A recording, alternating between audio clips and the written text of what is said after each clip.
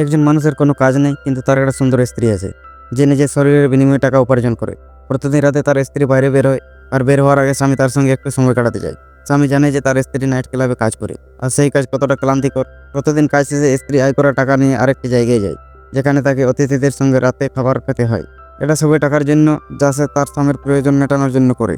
রাতের কাজ শেষে সে যখন বাড়ি ফিরে, প্রথমে আয় করা টাকা গুনে দেখে, তারপর স্নান করে শরীর পরিষ্কার করে। এরপর স্বামীর পাশে শুয়ে ঘুমিয়ে পড়ে। সকালে স্বামী মনে সন্দেহ পোষণ করে, স্ত্রীর কাজটা কি সত্যিই স্বাভাবিক। স্ত্রী যখন রাতে বেরোনোর জন্য সাজতে শুরু করে, তখন স্বামীর সন্দেহ আরও বাড়ে। স্ত্রী বেরিয়ে যাওয়ার আগে স্বামী তার ব্যাগে কিছু খোঁজার চেষ্টা করে।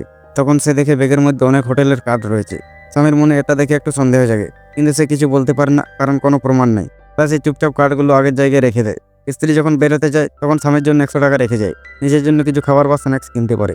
স্বামী তখন জিজ্ঞাসা করে, তুমি কখন ফিরবে? স্ত্রী জানায় সে মধ্যরাতে ফিরবে। তারপর স্ত্রী নিচে নেমে একটা ট্যাক্সি ধরে চলে যায়। স্বামী তার পুরনো গাড়ি নিয়ে তার পিছনে। কিছুক্ষণ পর সে দেখে তার স্ত্রী একটা বিলাসবহুল হোটেলে ঢুকে পড়ে। স্বামী গাড়ি পার্ক করে তাকে অনুসরণ করে উপরে উঠে যায়।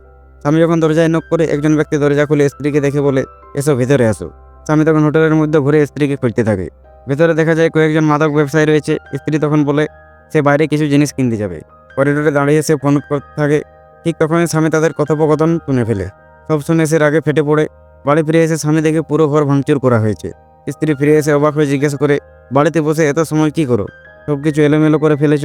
সে আরও বলে, আমি কাজ থেকে খুব ক্লান্ত হয়ে ফিরেছি, আর এখন বাড়ি পরিষ্কার করতে হবে। তখন স্বামী বলে, হ্যাঁ, কাজ তো ক্লান্তি করে, কিন্তু তুমি কি কাজ করো? স্ত্রী প্রথমে বলে, অফিসে ওভারটাইম করছিলাম। কিন্তু স্বামী সরাসরি বলে ফেলে, তুমি তো নাইট ক্লাবে কাজ করো, তাই না? তোমার লজ্জা নেই? স্বামী রেগে বলে, আমি এত পরিশ্রম করে সব টাকা তোমার জন্য খরচ করি, তুমি আমার টাকায় খাও পড়ো, কিন্তু তোমার নিজের 1 টাকাও নেই। স্বামীর আগে এক চড় মেরে বসে বলে, তুমি নির্লজ্জ, লজ্জাহীন কাজ করো।